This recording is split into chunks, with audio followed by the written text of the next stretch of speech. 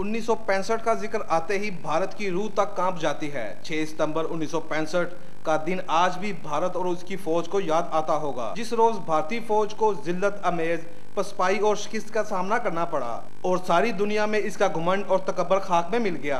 भारतीय फौज ने हमला करते हुए दावा किया कि वो सुबह का नाश्ता लाहौर जिम खाना कला में करेंगे, लेकिन मेजर जनरल अजीज भट्टी की एक ही बटालियन ने डरपोक भारतीय फौज को सरहद पर ही रोके रखा।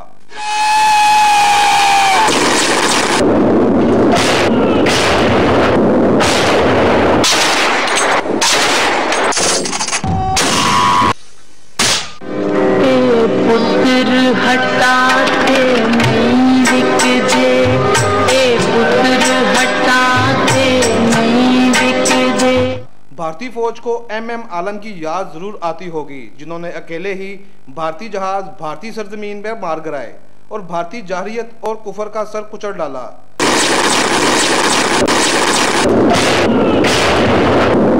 इन फर्जंदाने पाकिस्तान की बेमिसाल और लाजवाल कुर्बानियों की बदौलत आज तारीख में पाकिस्तान को बावकार मुकाम हासिल है। राना शहजादा अल्ताफ, पाक न्यूज़, लाहौर।